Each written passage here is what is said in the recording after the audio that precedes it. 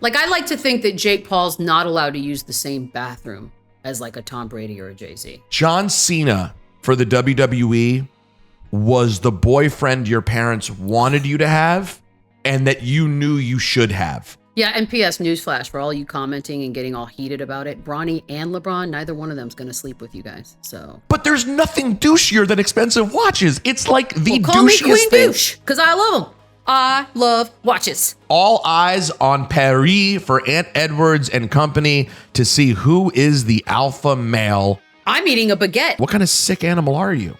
I'm sorry, I'm a gladiator at heart. I don't know what you are. I'm not a bobblehead guy. Is the dump I took this morning a better guy than Hulk Hogan? Arguably, yes. I mean, people were acting like he went full, Michael J. Fox in Teen Wolf. From Wondery, I'm Michelle Beadle. And I am Peter Rosenberg. And this here is Over the Top.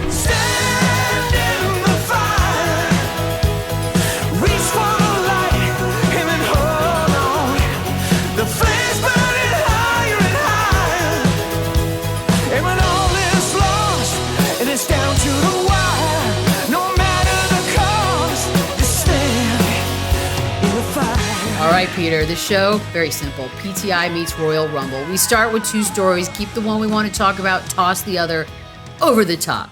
Hit with a new story every 90 seconds, and then we'll do the whole thing all over again until one story is left standing as the undisputed, most important thing on planet Earth this week. Peter, what's first? All right, first topics of the day. Look out Western Conference because the NBA has a new big 3. DeMar DeRozan has been traded to the, wait for it, Sacramento Kings. Mm-hmm. Yeah, that's right. He now joins De'Aaron Fox and Domantas Sabonis to form what looks like on paper a very formidable threesome in a crowded West. Ooh. Now that story is up against dark days for U.S. men's soccer. After failing to make it out of the Copa America group stages due to a dismal loss to Panama in tournament play, pressure is now mounting for the men's national team to replace coach Greg Berhalter. Now, this is yet another crushing disappointment for the national team ahead of the 2026 World Cup, which will be played on home soil. That means they have to be in it. And on the heels of failing to qualify for the 2018 World Cup. Jeez. Do we want to talk about excitement in Sacramento or sadness for the USMNT? Well, I'm a little curious because, as you know, I didn't watch Copa. I've been watching Euros. I stick with the Euros. I guess I'm not patriotic. Go ahead and at me. You just, no, it's not so much not patriotic. You just sound like a snob. You're like, I'm more into the Europeans. Thank you. I wanted to be viewed that way, and now I feel like I'm accomplished. Beadle, I already viewed you that way, but it was just double for the Euros. What's more fun, to watch a U.S. team that I know is going to fail and going to be dragged into the World Cup because they have to be because they're throwing the party, or watch a bunch of teams I'm actually interested overseas? Call me crazy. I'm watching the Euros. So I don't care about this. That is what I'm trying to say. See, I don't give a damn about Sacramento. Shit. What do we do? I don't care. Like, listen, I'll care if they're really good. Like, then I'll start to care. But like, I don't know, Beadle, these quote unquote big 3s in the NBA and the new formations, particularly all due respect in the Western Conference, like, oh, everyone pay attention to the Clippers this year. Why? I sort of feel the same way about Sacramento.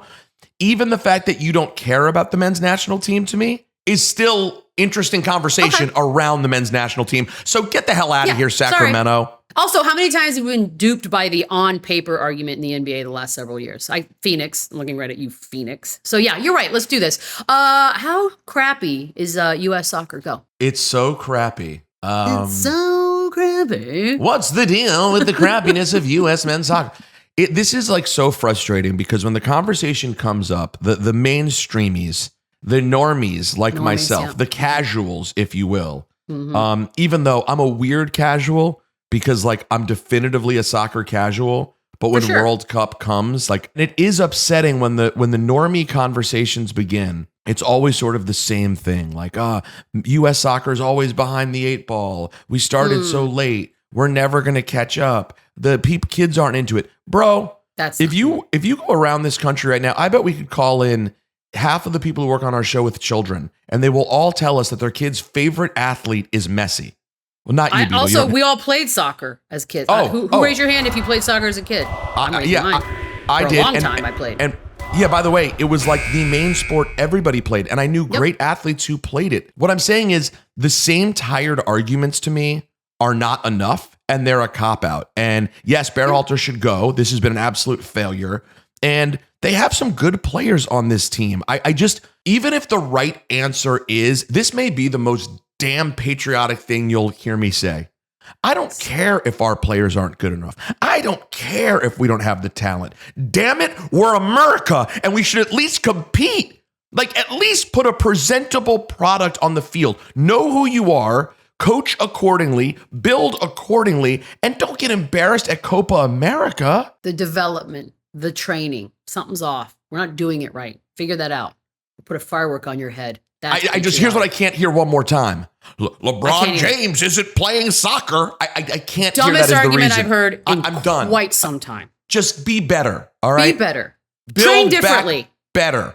Do something. All right, there. I'm glad we gave our 2 cents, and now they will probably fix it. Up next, John Cena shocking the WWE universe by showing up to the old Money in the Bank PLE out in Toronto over the weekend, announcing his retirement from in-ring competition. He told the crowd, the 2025 Royal Rumble will be my last. The 2025 Elimination Chamber will be my last. And I'm here tonight to announce that in Las Vegas, WrestleMania 2025 will be the last I compete in. It was a 6-minute promo, and wrestling fans now are, of course, obviously, debating where his place in pro wrestling is, Mount Rushmore, speculating who might do the honors perhaps as his final opponent. Do we want to continue talking about the failures of U.S. soccer on the global stage, or switch over to old Jorts McGee, Peter? I mean, listen, we can't dwell on the fraudulent Americans known as the men's national team when we have a real American hero to discuss. The red, white, and blue jorts. Let's talk John Cena. Listen, always giving a proud military salute, even when we didn't understand why. All right. I am here to discuss old John Boy. Beadle, you were very into WWE for a lot of the John Cena run. Very much. I hosted an event with him up in the Pacific Northwest for, I think it was for a military situation. You will. 2 great Americans. I'll find that. 2 great Americans in a ring, just being awesome. If ever there were 2.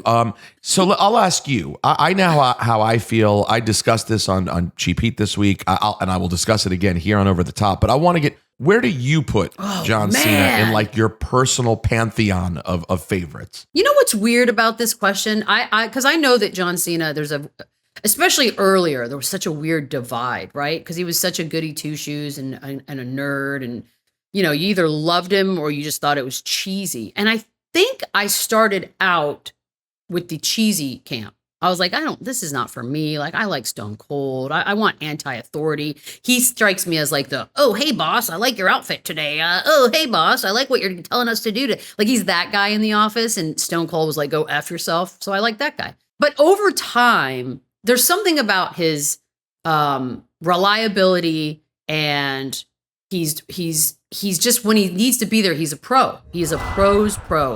But a Mount Rushmore for me is a tough one.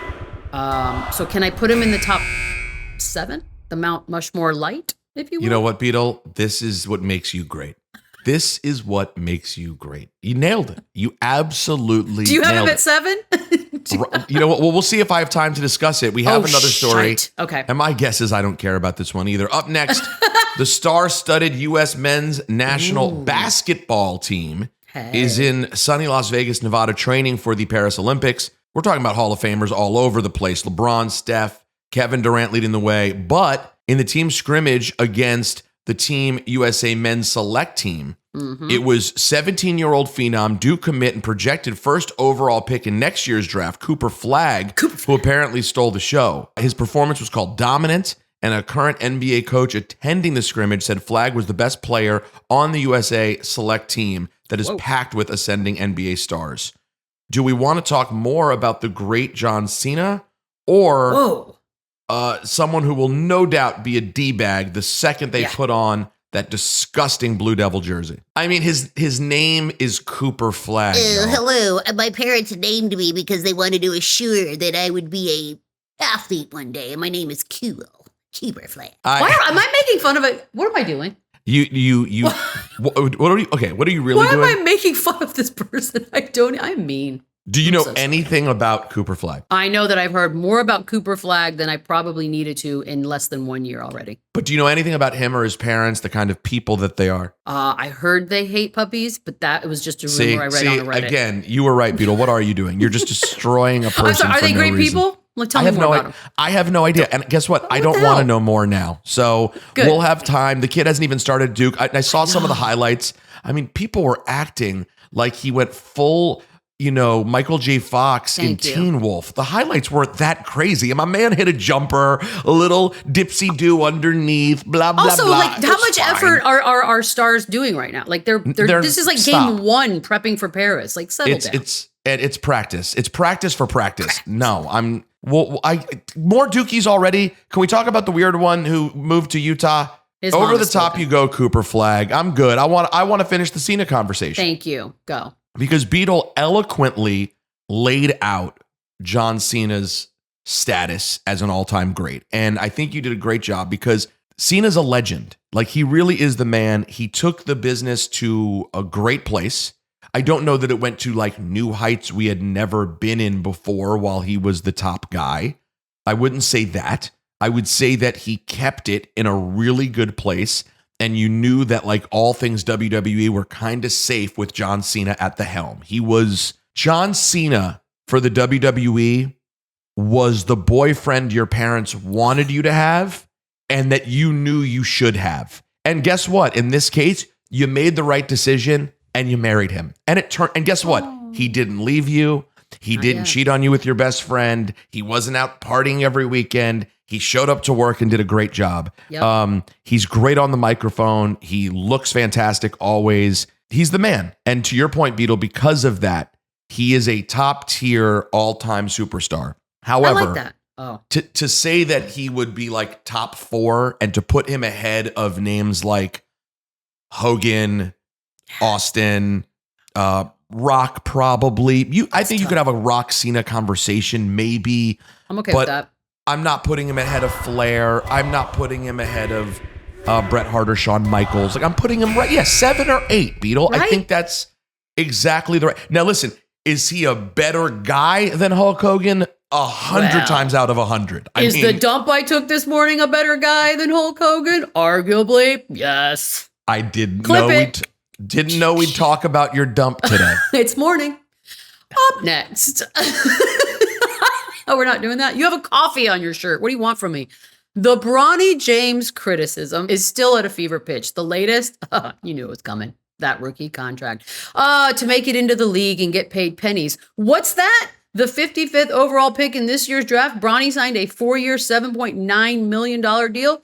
The 55th overall pick last year, Isaiah Wong signed a 2-way deal with Indiana for $560K. Significantly less. Do we want to continue talking about John Cena or switch to Bronny and his sweet ass $8 million? Do you want to go back and get more mean comments with a Bronny post this week, or do you want to stay with John Cena? I don't care about Bronny yet. I saw him play. He had 4 points. He was 2 of 9. He missed all 3 threes that he took. He played 22. I don't care. And then he didn't even play in the second game because I guess they're load managing. Just like JJ Redick's load managing by not coaching in the summer league. And I don't really feel like having to deal with more comments that tell me that because I wasn't excited by the fact that Bronny was drafted by the Lakers, that means like, I guess you don't like nepotism now because you're a racist. But really, we know you love nepotism. I'm like, actually, I am literally the king of calling out nepotism in even in awkward positions when I feel like I might offend someone, I call it out. And this isn't even quite nepotism. It's something different altogether. Like, LeBron doesn't own a bodega, dude. He's a player in the NBA. And he doesn't even own the team. He doesn't own this team. It's not quite nepotism. It's something. And by the way, and I'm rooting for Bronny to do well. It's not even about that. So I don't know, Beadle. I kind of think we should continue to sing the praises of Yeah, John Cena let's do rather that. than wade into the waters of James. Yeah, and P.S. newsflash for all you commenting and getting all heated about it. Bronny and LeBron, neither one of them's going to sleep with you guys. So Yeah, they're not going to read your comments and invite you over to their house where they have endless flavors of Gatorade and a huge refrigerator. you're not going. You're not going to be invited. So Bronny, over the top you go. See you in Summer League, sir. I love this visual, and you should be watching this, obviously, on YouTube or anywhere. Actually, you should watch this thing anyways, right? Because we look beautiful. We showered. Oh, you kidding me? And you can watch on Amazon Prime. Thank you. Peter put mascara on. But anywho, John Cena. Now, can I ask you a question? Because I'll answer every question you have. I watched his 4-hour press conference, which, by the way, I'm a big fan of the after the Money in the Bank or any event really press conferences because it's so weird, right? Like it's wrestling, but in this case, it was authentic because it's his retirement and he wanted to answer questions. That just means what? I mean, we will see him at a WrestleMania randomly down the road, just like we've seen every other star during the course of the years, right? Like he's retiring, but he'll come back, right? So that's a really good question, Beadle. It seems like people were immediately John has been such a good boy that people just took it at face value. They're like, well, he's not like the rest. This means it's his retirement. Never see you again, Mr. Cena. Off into that good night you go. Yeah, I think John Cena is still a mortal wrestler. And it's hard for everybody to go. And if John Cena retires, I think he's 47. He'll be 48 at WrestleMania. If he retires at 48 and stays in great shape, which he obviously will. 100. I love the idea of just you see him in a year and he looks like me. No, he wants to be a movie. He's going to be a movie star. Like he can't get big at that. He's never. We already know what type of roles he gets in Hollywood. Like he's staying this guy. He's funny. No. But he's in good shape. Funny. He has to be. That's part of the deal. Like he's not going to be. He's not becoming John Goodman in the next stage of his career. Like I just don't. I don't. And I love Goodman, but I just don't see it. Although he's really skinny now. I think he Ozempic. Go on. So in a few years, you're telling me at 51, he's still in great shape. Yeah. He's been gone for a full 3 years. And there's some new person who reminds everyone of Cena. And the whole world is begging. You're telling me there's no chance that music hits and we see him again? It's 100% happening. 100. Sorry, John. I love you. I see this as every other retirement. Like it'll be your primary retirement, but we'll see you again. But because did The Rock officially retire, but then just comes back? Was there that moment, or is this different? I guess The Rock did not have the true send-off retirement. So in that sense, it's a little different. But HBK came back for the right bag of cash. Ric Flair has come back 33 times. The Undertaker came back for the right bag of cash. So we'll see what happens. All right, up next. Mm-hmm. If you just go by social media, Fanatic CEO Michael Rubin's Celebrity White Party in the Hamptons has replaced fireworks and the hot dog eating contest as the marquee celebration of the July 4th weekend. This year's party featured, let's see, Meg. I assume that means Meg the Stallion. It does. We just went Meg. Okay. Yeah, I don't know why. The shark. I don't know why we're doing that. Just Meg. J Balvin, Travis Scott, Kim Kardashian, Kendall Jenner, Tom Brady, James Harden, Jay-Z, Beyonce, Leo, Drake, Quavo, blase, blah, blah, blah. We got to toss John Cena over the top. We do. And just let Beadle talk about how sick she is by the White Party. Go. I don't understand this. Can I ask you a question? Yeah. I don't get Michael Rubin. I get it. He's very wealthy. He's very successful. He owns a major sports company that's in the zeitgeist. And does some really good things in terms of community work as well. Getting people out of jail, prison reform, blah, blah, blah.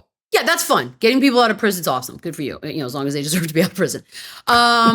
He's just getting serial killers out left and right. Sorry.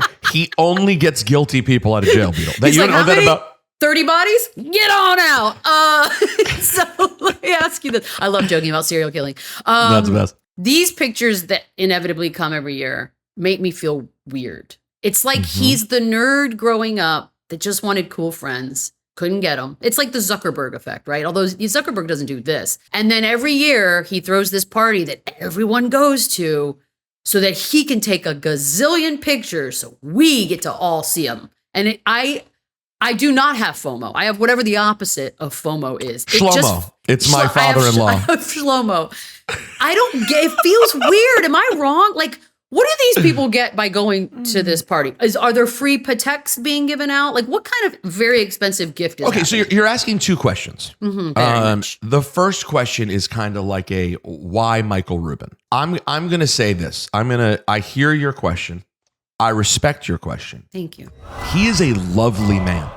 Like, I really think that's it, though. Like, I think it's the combination of he is so rich and so lovely. Like, it's such a unique sort of, like, he just is that friendly a guy. But he also, of course, is incredible. Like, the star that he is on, Michael Rubin, like, I don't know anything about business. I'm like a big business finance kind of guy. But I know from the way Rubin gets talked about, like, he's only partly there. Like, he's still going. And I think the fact that he's that powerful, but also that likable, it makes him like a who's turning down friendship with this guy. Like, so wait, he's like the richest person at the party. I mean, he's in, I don't know if he has more money than Jay-Z or Beyonce, but like he's in that conversation, if not more. And I'd say his upside is higher given the businesses that he's in. So you have like this sort of all being power plus, like, he's the kind of guy that I feel like when people bring up a thing they're interested in, he will legitimately help them do it. He like listens and wants to help you.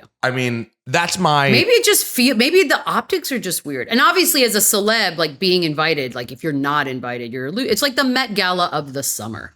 Like not being invited to this makes me feel like you're not in. And then they must feel that way. But that part is interesting because I think they only invite like 250 people. Imagine having a house in the Hamptons that you're like only 250. Well, and imagine being one of those celebrities who lives in the Hamptons down the street. Although I have to imagine, you know what? We'll see. There may be more to talk about here. There may be more, but I think I gave a good explanation on the Rubin of it all.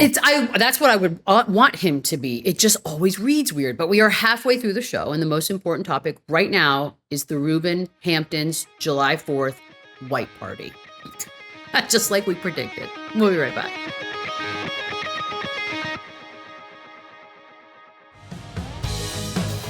Welcome back to Over the Top. I don't know who's going to challenge Rubin, but let's go. I love a Rubin sandwich, for the record, and we didn't even bring that up. Okay, go ahead. Different spelling, but I hear you.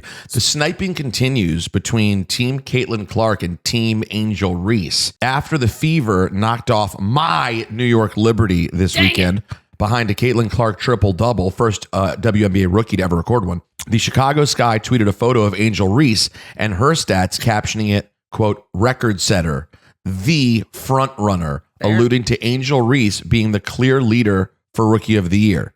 Since that tweet, Reese recorded her 13th straight double-double, which breaks Candace Parker's record for consecutive double-doubles across multiple seasons. Do you want to continue to break down? Gosh, you know what? This was tough. I feel like there's more to talk about with the white party than like this Caitlin Angel Reese thing is going nowhere. I'm enjoying going nowhere. It. Oh, you mean as in it's not leaving us anytime soon? Okay. Yeah, like this is going to continue. Yeah. We're not even at the All-Star break, guys. Like, it's not just that. It's like we get to actually talk basketball about them instead of any other bullshit that everybody wanted to bring. So I'm loving it. I think we're in a great situation with them. We get to talk about them again. You're right. Yeah, and by the way, I do want to, before we toss them over the top, I completely agree with your thought, Beadle. Like, it is dope that we are finally getting into the basketball talk now of the WNBA. Some would say not coincidental that I've been seen courtside so often and the game is sort of starting to transcend. I know a lot of people, not one person has said that. And I also don't know a lot of people. A lot of lies. Go on. That hurt deep. Did it? Yeah, no, it stung. It's just a little, but either way, let's toss Caitlin and Angel over the top and continue on with the Rubin white party. Cause I have more questions. More questions? God, I hope I have answers. My questions are like, you see pictures come out, right? Yeah. And they'll have like Rubin's pictures will kind of come out. Like the ones that are clearly being taken by a photographer will come out. And you'll see like OBJ and Tom Brady and Travis Scott. It's a lot of the same characters. Like always. It seems like more of his inner circle, right? Like Lil Baby, Travis Scott, Tom Brady, he's always OBJ. There. Like a lot of those people. The Kardashian Jenners always. Well, no, that gets, I'd say, to the next tier of people. Oh, interesting. But they do come out in the first batch of pictures, obviously, because they're Kardashians. They have to come out in the first set of pictures. God, I hate But then, like 48 hours later, a guest like Swizz Beats will post pictures, and all of a sudden you'll see like Jay-Z, and you'll be like, oh, Jay-Z wasn't in any of the other photos that I saw. My question for you, Beadle, is there like a divide at the party? Is there a VIP of VIPs where like maybe there's a space that Jake Paul is in, but he's not getting into the space with Jay-Z? Or do they not? Or is it more like people, if you know kind of vibe? Like if you're, good question. Like I like to think that Jake Paul's not allowed to use the same bathroom as like a Tom Brady or a Jay-Z. He's like, no, you go to the one outside. That's what in my mind is what I want to happen. Don't know if it's true, because then you have to ask yourself, if you were elite enough to be invited to this party, aren't you assumed to be all on the same level? Even though obviously you're not, but it's a good question. How many hookup, like, is this a scandalous party, by the way? Are there people like hooking up in bathrooms, or like you accidentally go into a bedroom and like so-and-so's making out on the bed? They're like, oh, I'm so sorry. Like that's what I want this party to be, because the pictures just look like everyone's just standing around being fabulous. So I have thoughts on this, but we have to see if it survives another round. All right, well, let's go. Hot takes, and then there are Charles Oakley quotes. Oak has elbowed his way into the Charles Barkley TV retirement conversation. He was asked recently about Chuck walking away from broadcasting. Charles Oakley said, who gives a fuck about Charles Barkley? He needs to go to the gym, worry about his health. His mouth is going to get him in trouble. I mean, he's a clown, point blank. Stuff he says now, he would never say back in the day about no player. Someone's going to punch him in his fat mouth. Okay. Do we want to continue talking about the white party? I mean, I almost feel scared to not talk about Charles Oakley, but, or do we switch over to Oak and Barkley? Oak and Bark. That sounds like a cute bar, Oak and Bark. Well, here's the thing. They've hated each other forever. Sure. Like, I just don't know that anything newsworthy, like all that was round 200 of Oakley shitting on Barkley. Yep. And luckily we get Barkley for a whole nother season. So there will be more before the actual retirement happens. There's actually a clip that sometimes moves around of me asking Oakley about Barkley a few years ago. Oh no. He came on our morning show and I read a page from his book back to Oakley of him just shitting on Barkley to get his comments on it. I don't think there's anything new here. No. Oakley hates Barkley. It's never going to change. They're not going to fight. By the way, if they did, I love Chuck. It would be a bad night. Oh, a horrible night. Horrible. He'd get literally thrown over the top. I mean, it's not what you want. I want to go back to speculating about what happens at the Rubin party. Sex party. All right. So, Mr. Oakley, sir, if you don't mind, please show yourself over the top. And back to the sexcapades. I don't think you asked the question. What? Before we talked about the oak tree, you asked the question, Beadle. Yeah. Is anything crazy happening at the white party? Is this like a scene from some dumb teeny movie, like She's All That? No. Where there's like a house party. I feel really like I feel like it's a pretty good time. Like, are they just drinking and doing shot? Like, what do rich, uber wealthy, famous, beautiful people do at a party? Or do they talk about things? Some people have to be doing drugs, right? There have to be some people who pull away and do drugs, right? Sure. I think most of it is hobnobbing and being seen. I think, listen, here's one thing you can't ever forget. Celebrities love celebrities. Yes. They care about going and being seen, like to the point that even Jay-Z goes. Like Jay and Beyonce don't have to do anything. No. But every once in a while, they have to show up to something because they do care about optics and everyone cares about it. Beadle, here's the thing I'm surprised you haven't talked about yet. How annoyed you must be by the prices of the watches being worn at the white party. I love it so much. It's literally the only redeeming quality about these photos coming out is then I get to go to all my watch accounts and break it down. Jay-Z inevitably is always just ridiculously at the top. Beadle, you make no sense. Hold on. What are you talking about? I love watches. But why? You hate everything celebrity, everything rich, but I love watches. everything I'm a watch over person. the top. But there's nothing douchier than expensive watches. It's like the call me douchiest Queen thing. Douche because I love them. But love hold on, you watches. don't see the inconsistency of yourself there? I thought you'd hate them and go, who would spend $500,000 on a watch? Only literally the worst human being who's ever lived. First of all, I don't even think these people are spending that. I think they have deals with the various companies. And, it's very hard. Some of them are like John Mayer is given some of these watches just by putting his name on it. But I like seeing it. Look, I have a limit to what I personally am comfortable spending on a watch because I'm a mere mortal. But looking at a $500,000 watch and then breaking it down and then being bitchy about it and being like, it looks just like the $50,000 version of the same freaking watch. It's just fun. It's crazy to see sometimes. Like there's like Jay-Z's got like a $5 million watch. Like, ma'am, right when I think I know you, you completely floor.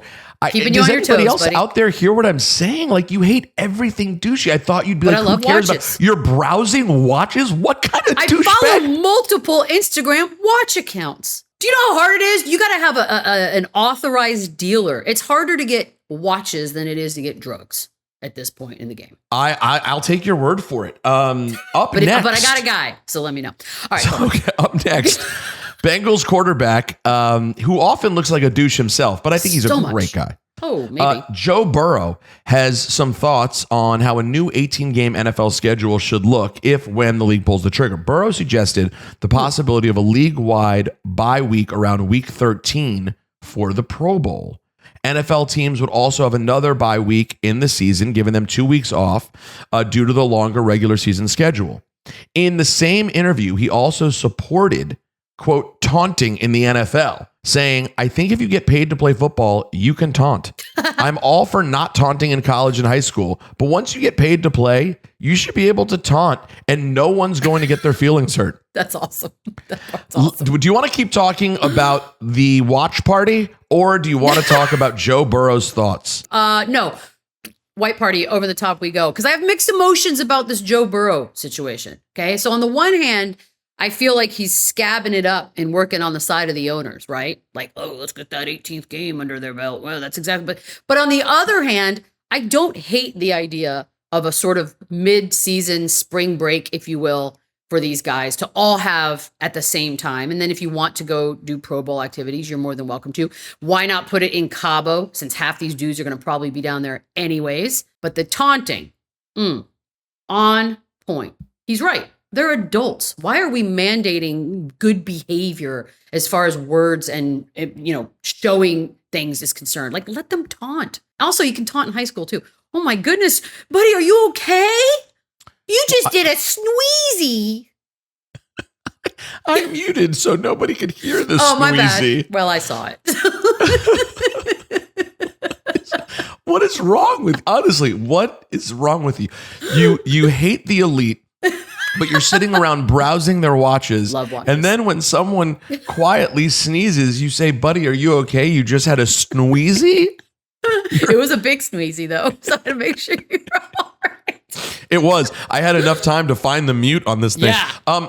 So I have to tell you, dude, Burrow nailed it. Okay, here we go. If we're going to do the Fakakta 18-game season, and God knows the NFL, they want to dominate every week of the whole year. They've been seeing the NBA start to I think they're looking around being like, why is Malika Andrews talking NBA on my TV so often? I need more football. So they're going to have to keep adding. If they do that, having like that group bye week and you put the Pro Bowl there, dude, it would actually mean, guess what? For the first time ever, people would watch the All-Star festivities of football because it would be mid-year and it would be a week off where you're still invested.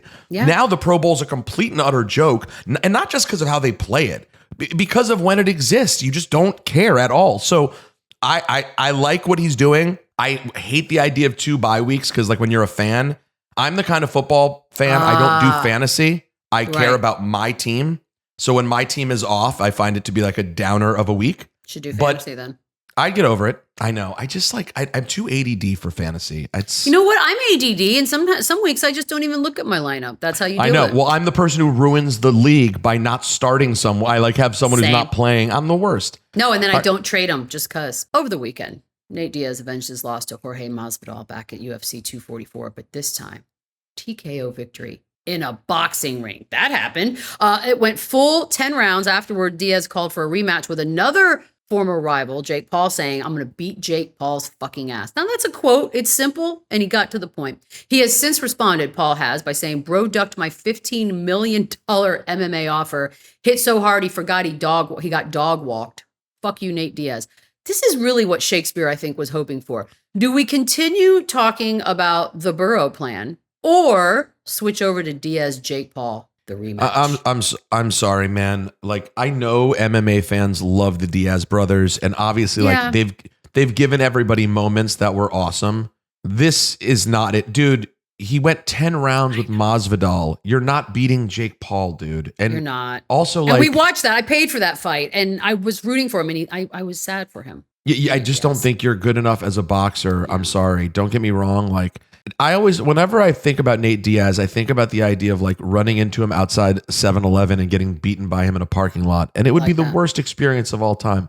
But I don't care to see him fight anymore. And like, but what about the idea that Jake Paul was like willing to do an MMA style fight? See, that would have actually been interesting. So if that's true, and you pass that up, I don't know if that's true, but that would have been interesting. I can't imagine he's turning down $15 million to do the fight style that he's accustomed to. Like that doesn't compute. Let's get back to that. I would say let's wait and hear what Nate Diaz has to say back, but have you heard Nate try to formulate sentences? Wait, hold on. He said, go fuck yourself, Jake Paul. That quote just came in. Came in. So we're going to get back to you guys with more details as they break. All right. Over the top you go. Yeah, Diaz. Sorry.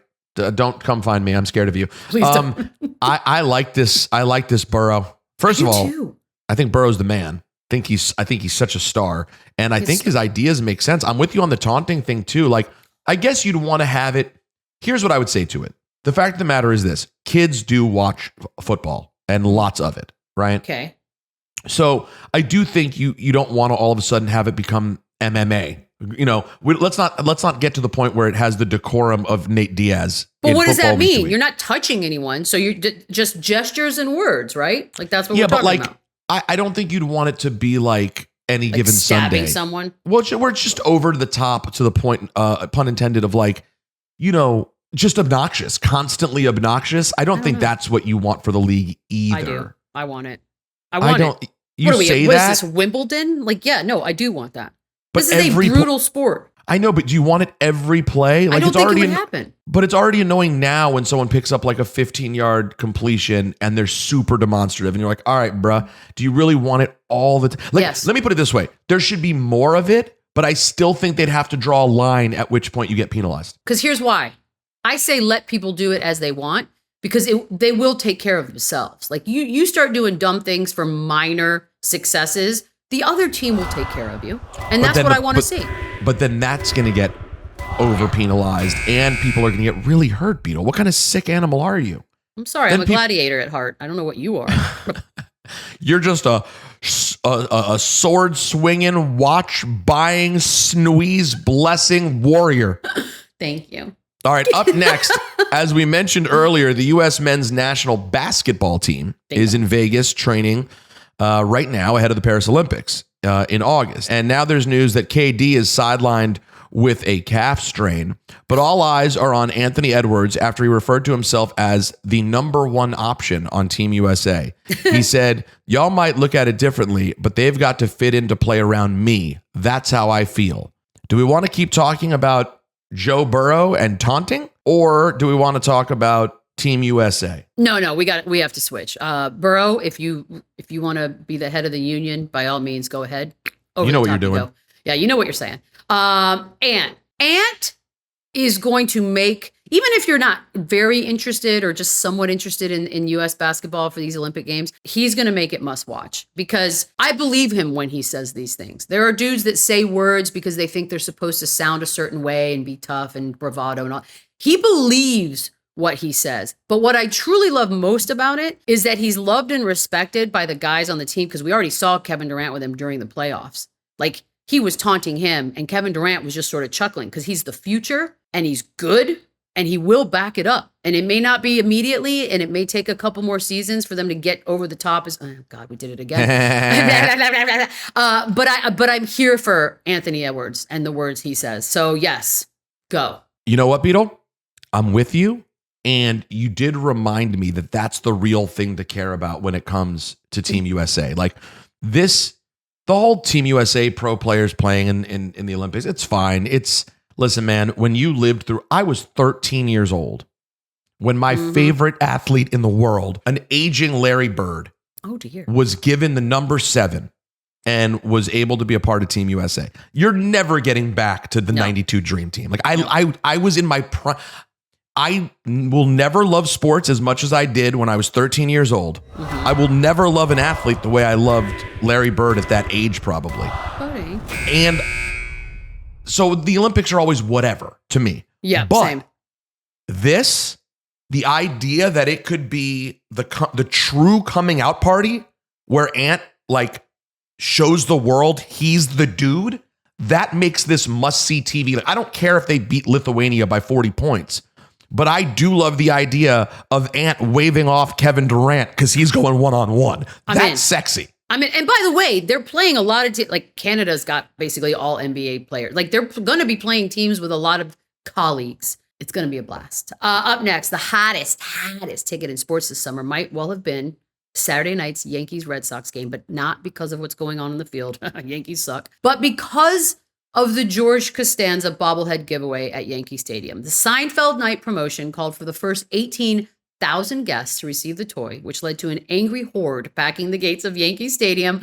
One could even say like an old man trying to send back soup in a deli. Oh my God, do we have writers? Meanwhile, across town, Grimace, who's replaced Mr. Met as the emotional leader of the Mets and quite frankly is crushing in his role. Do we continue talking about Ant and men's basketball in Paris or switch over to pop culture just absolutely dominating baseball right now?